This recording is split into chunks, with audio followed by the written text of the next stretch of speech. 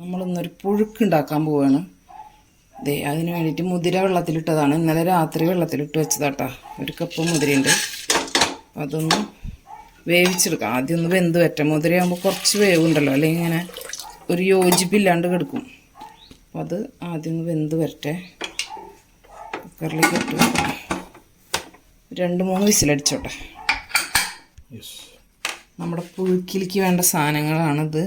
ഇത് കാവത്ത്, കൂർക്ക, ചേന, കൊള്ളി, ഒരു ചേമ്പ്.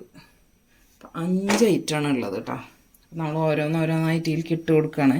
മുതിര വെന്തിട്ടുണ്ട്. ഇനി ഇതും കൂടെ ചേർന്നിട്ട് ഒന്നുകൂടി വേവുമല്ലോ.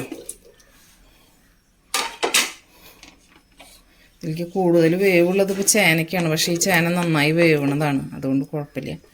ഓരോന്നായിട്ട് ഇട്ട് കൊടുക്കാം. എല്ലാ ഐറ്റംസും ഇട്ട് കൊടുത്തിട്ടുണ്ട്. ഇനി നമുക്ക് ഗ്യാസ് ഓൺ ചെയ്യാം.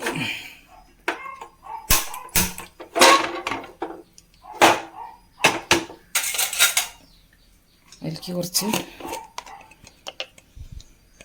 മുളക് പൊടി, ഒരു 3/4 സ്പൂൺ മുളക് പൊടി,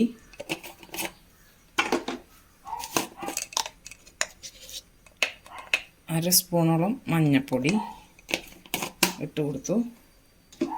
ഉപ്പ് ഇപ്പോൾ ചേർക്കണില്ല.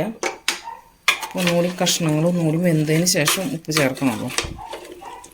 ഇതൊന്ന് നന്നായി വെന്ത് വരട്ടെ. വെള്ളം കുറച്ചുണ്ട് ഇതിൽ, അപ്പോൾ ആ വെള്ളം മതിയാവും. വെന്ത് വരട്ടെ. നമുക്ക് ഇതിലേക്കുള്ള അരപ്പ് റെഡിയാക്കാൻ വേണ്ടിയിട്ട് 1 മുറി നാളികേരം, പിന്നെ അത് 2-3 പച്ചമുളക് ഇട്ടിട്ടുണ്ട്. നല്ല പച്ചമുളകാണ് വേണ്ട, നല്ല എരിവുള്ള പച്ചമുളക്. പിന്നെ അതിലേക്ക് കുറച്ച് ജീരകം അതുകൂടി ചേർത്തിട്ടൊന്ന് അരച്ചെടുത്തിട്ട് വരാം.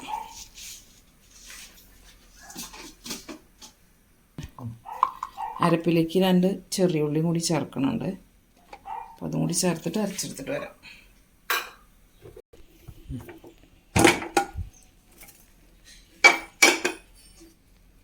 നമ്മുടെ കഷ്ണങ്ങളൊക്കെ വെന്തിട്ടുണ്ട്. ഇളക്കുമ്പോൾ കണ്ടോ ഉടയുന്നത്. വെന്തിട്ടുണ്ട് നന്നായിട്ട്. നമുക്കൊന്ന് ചെറുതായിട്ടൊന്ന് ഉടച്ച് ചേർക്കാം.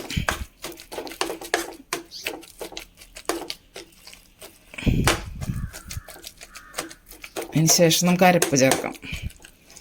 ഇത് ഉടഞ്ഞിട്ടുണ്ട്. നമുക്ക് അരപ്പ് ചേർക്കാം.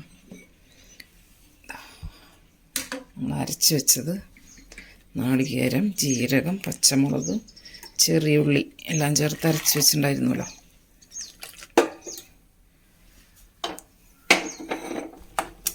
അരപ്പൊക്കെ ചേർത്ത് പാകത്തിന് വെള്ളം ചേർത്ത് ആക്കിയിട്ടുണ്ട്. നന്നായി ഒന്ന് തിളച്ച് വരട്ടെ. ഈ സമയത്ത് നമുക്ക് ഉപ്പൊക്കെ വേണമെങ്കിൽ നോക്കാം. ഉണ്ടോ, നന്നായി വെന്തിട്ടൊക്കെ ഉണ്ട്. ഉപ്പ് നോക്കി നോക്കട്ടെ. ഉപ്പിടാൻ മറന്നു പോയിണ്ടായിരുന്നു. ഇപ്പം ഇടണുള്ളൂ കേട്ടോ, സോറി. നോക്കട്ടെ. കല്ലുപ്പായ കാരണം ഒന്ന് ഇളകി വരാൻ കുറച്ച് സമയം പിടിക്കും.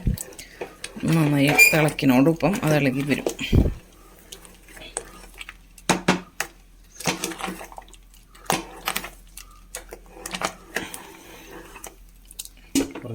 അപ്പം നമ്മുടെ പുഴുക്ക് റെഡി ആയിട്ടുണ്ട്. ഇനി ഇതിലേക്ക് കടുക് വറുത്തിടാം.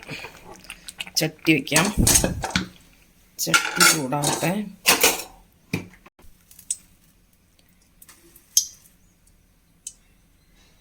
വെളിച്ചെണ്ണ ഒഴിച്ചു.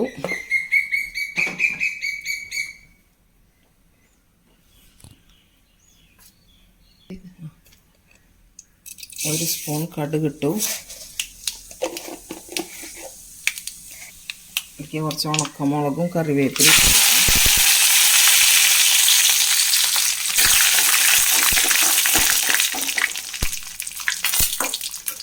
ഗ്യാസ് ഓഫ് ചെയ്തു. നമുക്കിത് കറിയിലേക്ക് ഒഴിച്ച് കൊടുക്കാം.